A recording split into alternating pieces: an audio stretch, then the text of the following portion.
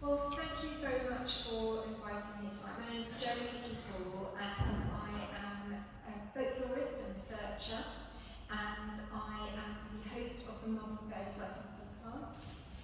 And I talk to people about their extraordinary experiences. These are just ordinary people that have had all sorts of strange happenings in their lives. And so tonight, I'm delighted to be able to talk to you about all the strange and wonderful happenings that have taken place in medieval Suffolk. And we're going to be focusing mostly on the Green Chapel pulpit. So to begin, I have to ask, is there anybody here that knows someone who has seen a fairy or had anything happen in their lives that is just completely inexplicable? Maybe there's people keeping quiet, who knows?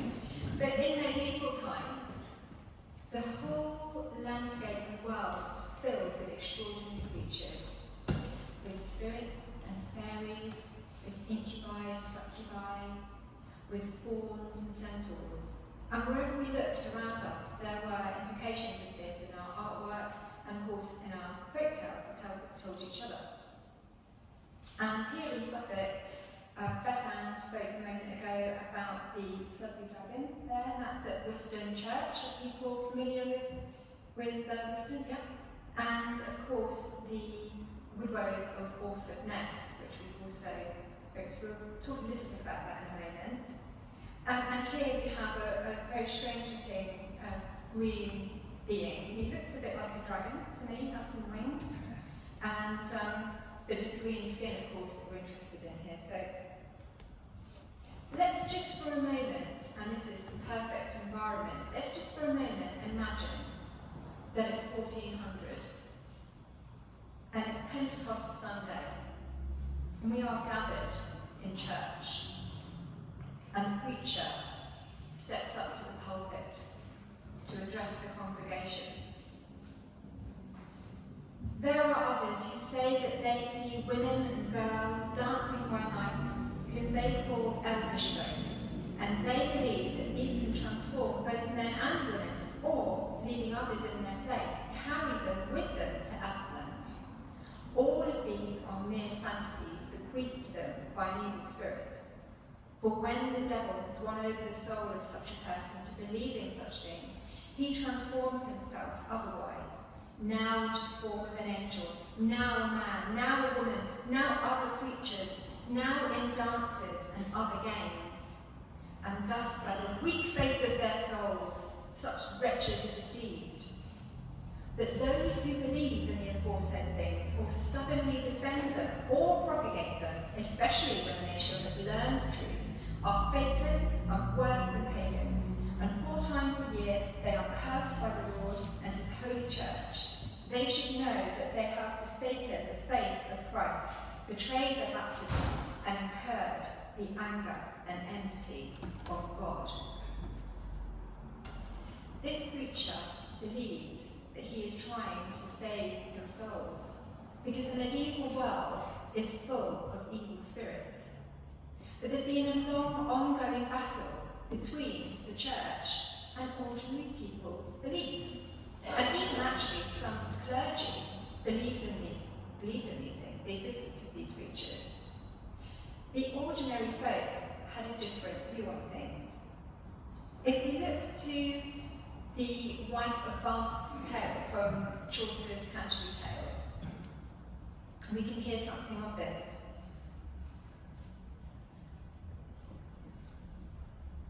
And this is contemporary, just 20 years before that preacher spoke his piece. In the old days of King Arthur, of which the Britons speak great honour, all was this land full of fairy. The elf queen with her jolly company danced full, oft in many a green mead. This is the old opinion as I read. I speak of many 100 years ago, but now no man can see none else. For now the great charity and prayers of Minotaurs and other holy friars, creatures of holy men, that search in every London stream, as thick as motes in the sunbeam, blessing halls, chambers, kitchens, doors, cities, birds, castles, high doors, thoughts, burns, ships, and dairies. This maketh that there be no fairies. For there is wont to walk was an elf, there walketh now the Limitor himself, a preacher, in undermells and in mournings, and saith his matins and his holy things, as he goeth in his limitation. Women may go safely up and down, in every bush or under every tree. There is none other incubus but he, and he no more doom but dishonour.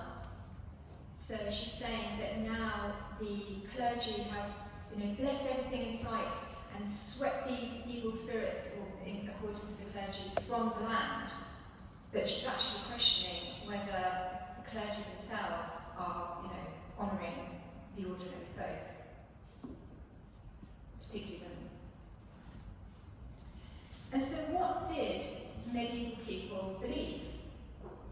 Well, we've got a really good hand here from Professor Ronald Hutton from the University of Bristol, because he very helpfully went through a lot of the chronicles, the historians and the courtiers had written down a lot of these beliefs and tales. And so and this is all kind of 12th and 13th century. So they believed that firstly there was a parallel world to ours, in which fairies or elves, if you like to call them that, some did at the time, existed. Kings, they had their own kings and queens.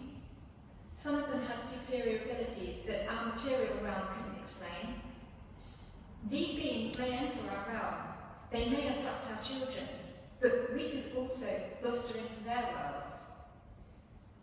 They were often attractive, they could appear as supernatural women, but they might turn to monsters. And these beautiful women and men may woo people into their other world.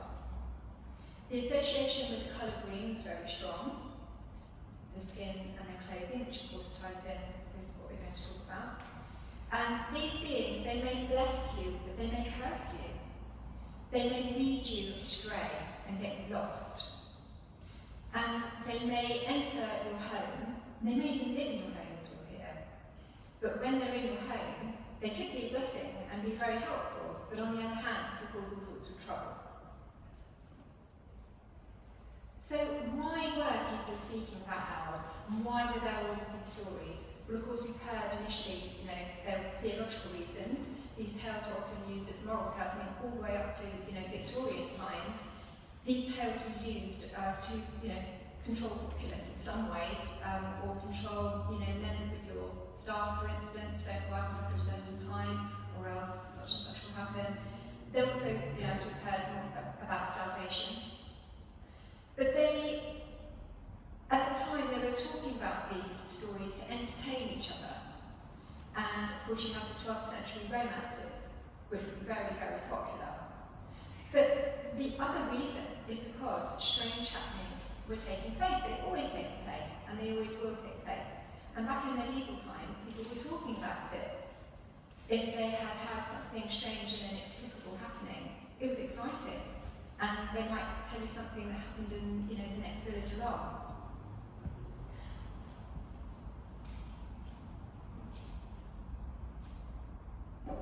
And the thing is about Suffolk is that there were quite a lot of strange happenings. Something about Suffolk.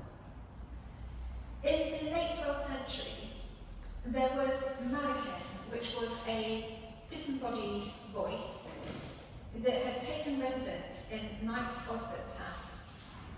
Now, this is in Dagworth. This being, nobody could see him apart from one of the maidservants whom he appeared to in her bedchamber, and he appeared to her as a small child dressed in white. But the members of the household could hear this voice, but they couldn't see him. And it sounded to them like a sort of one-year-old child. And it would do all sorts of amusing things in the household, but it would also tell the secrets of people that were in the room, so it's embarrassing for them. And so they were actually feeding the spirit, leaving out human food for it to eat. And apparently the spirit was chatting with the chaplain about theological matters. In sort of the second half of the 12th century, you had the Wild Man of Orford Ness. Now this is quite a sad story, but it kind of has a happy ending. So the local people were out fishing, and they dragged in their nets this being, this humanoid being. He was completely covered in hair. He had a very shaggy beard. They brought him to Orford Castle. They tortured him. They were trying to get him to speak. And it seemed that this being couldn't speak, and possibly couldn't even understand them. And they would take this, they would feed him raw fish, was he, and they would take him back into the sea at Orford and let it swim within nets in a kind of pen. But one day he just broke free and he swam away.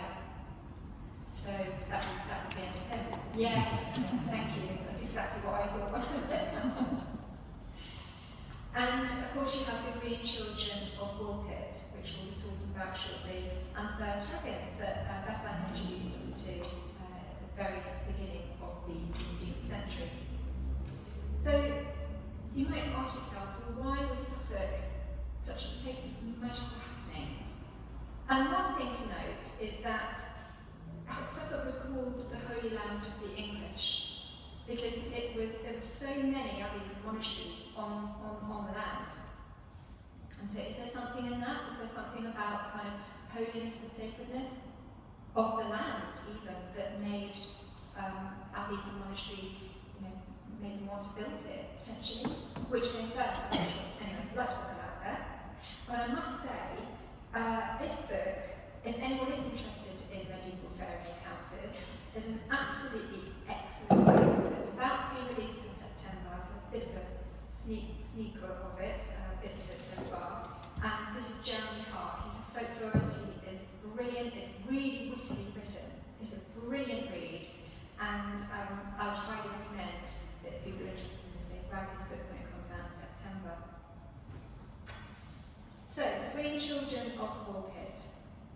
So we're not sure exactly when this took place. It's sometime in the 12th century. There were two chroniclers and they gave two slightly different versions. We've got William of Newburgh, who was saying that it took place in King Stephen's time, which was slightly earlier in the century, and Ralph Cottrell, he was writing later in 1220, and he was thinking that it happened maybe slightly later on in the 12th century. But when William, and they were both holy men, William was an Augustinian canon, Ralph was a Cistercian abbot, and was local. But when William was writing, the girl of the Green Children of Woolpit, she was still alive in a neighbouring village. So that's really interesting. And I really wish, with my podcast, when I'm talking to people about their experiences, I would have dashed to that local village to try and speak to this woman. Yes, but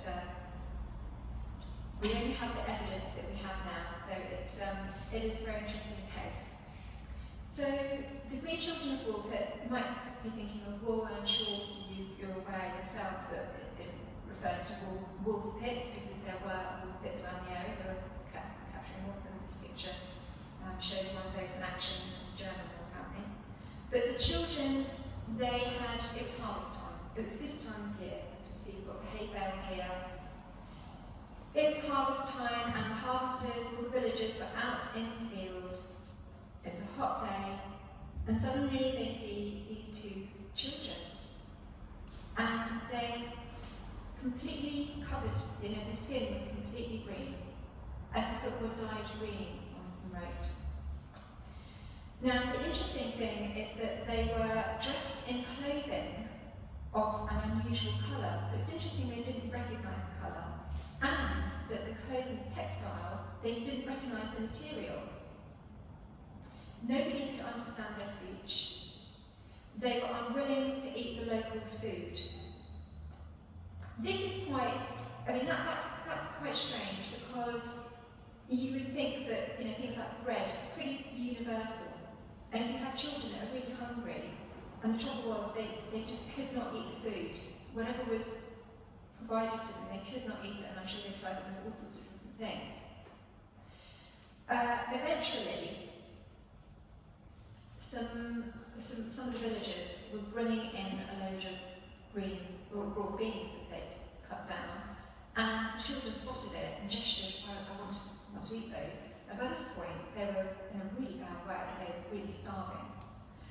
But what was interesting was that they actually split the stalk open to try and get sustenance from the stalk, and the villagers showed them, no, just pop them open and you get the pods. So they began to eat the green beans, and that helped them to, revive. We're not sure how long it was before the little boy died, but sadly he did die early. And the girl went on, she grew stronger, and one account says that she lost her green colour and developed this ruddy complexion.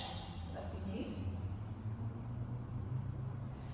Apparently either one or both of them were baptised, according to which chronicle you read. And the girl went on to work at the knight's house. I think it was the knight that they were originally taken to try and figure out what was going on with them. And she married a man in what was then called Lynn, King's Lynn. When, years and years later, when she was able to speak the language, she told the villagers that they had come from a place where the light was always like twilight. And when she talked about how they'd arrived there were just two slightly different versions, but both versions say that they were driving their father's cattle into the field, and then in William's version it says that there was a noise that drove them out of their senses, and suddenly they were emerging from a ditch into the harvesting field. Ralph's, which was written 20 or 30 years later, says that they were driving their father's cattle, that they followed the cattle through a cavern and through some long tunnels, and then they heard the beautiful sound of bells, and they emerged from the mouth of the pit, the wolf pit that we just saw before. But interestingly, it says in that version that they were startled by the sun, not just the brightness of it, but the feel of it on their skin. They weren't used to that. So, we don't know whether these beings were fairies. But if we look back at all the sorts of things that medieval people believed in, that beings can suddenly appear from the other world, that they will look different, and that they will behave in different ways. It's very curious. It's a very curious story in itself. You can understand why the people might have thought that, possibly they were fairies. And this is really why William de Newburgh, he was a learned man. He was really reluctant to write about this story, because even back then, there was a bit of shame about believing in fairies, and of course this was through the church. But effectively, he said that the weight of testimony and the witnesses was so strong that he felt, I just can't leave town. And so, hearing everyone, some people were eyewitnesses to what had happened, hearing all this evidence, he felt he really had to write it down. So thankfully that he did, because now we can read about it and we can make up our minds about what happened. But I do think the fact that they had this these textile in their clothes were very foreign to these people, because they did get people coming into the town from all sorts of places, all over Europe. Suffolk was a place where people did arrive, and of course we'd only just had the Norman conquest the century before, so people were used to change in some sorts of ways. But we will never know, because we weren't there, but it's interesting to think about it anyway. So I'd love to know your thoughts on this when we have a little chat afterwards, and I hope you enjoyed that little foray into medieval fairy belief. Thank you.